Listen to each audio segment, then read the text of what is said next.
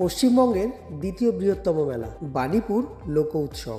সকলের মুখে অনেক শুনেছি বাণীপুর মেলার কথা, তাই আজকে নিজের স্বচক্ষে দেখতে চলে যাচ্ছি বাণীপুর মেলা। চেষ্টা করব সকলকে ভিডিওর মাধ্যমে যতটা দেখাতে পারি দেখানোর।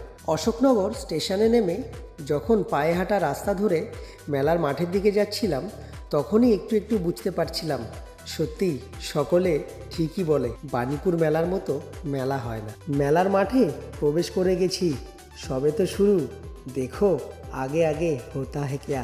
আমি তো ভিড় দেখে অবাক। এখন রয়েছি আমি রাস্তায়, এখনও তো মাঠে প্রবেশ করিনি।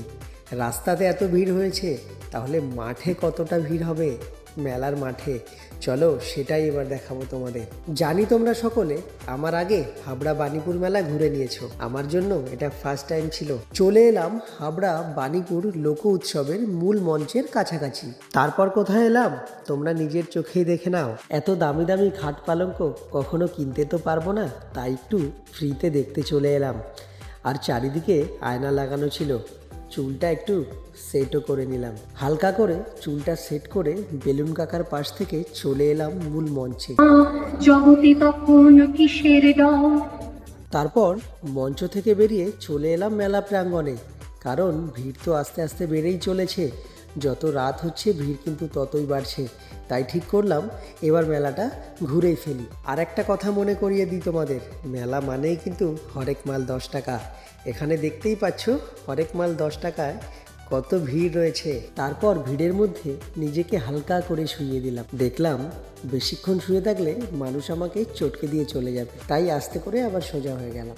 ওই যে দূরে দেখতে পাচ্ছ, ওখানে রয়েছে মরণকূপ। ছেলেবেলা থেকে মেলাতে যাওয়া মানে মরণকূপের উপরে আমার কেন জানি না খুব আকর্ষণ রয়েছে। যেই মেলাতে মরণকূপ থাকে না, সেখানে গিয়ে আমি ঠিক মজা পাই না। মেলা মানেই তো ছোট মানুষ, আর ছোট মানুষের ইচ্ছে মেলা এলে তো পূরণ করতেই হবে। তারপর এদিকে এসে দেখি সে কি ঝুল মারছে, একবার নিচে একবার উপরে। এ দৃশ্য দেখে আমার তো পুরো ভিতরটা নড়চড়ে হয়ে গেল। যদিও আমি কোনোদিন এসবে চড়ি না, আমার খুব ভয় করে। মেলা মানেই কিন্তু নাগরদোলা, নাগরদোলা ছাড়া মেলা কিন্তু একদম অসম্পূর্ণ। আর নাগরদোলাতে তোমরা নিশ্চয়ই সকলে চড়েছো, আমি এখনও কোনো দিন চড়িনি, তবে ইচ্ছে আছে কোনো একদিন মেলাতে এসে অবশ্যই নাগরদোলা চড়বো।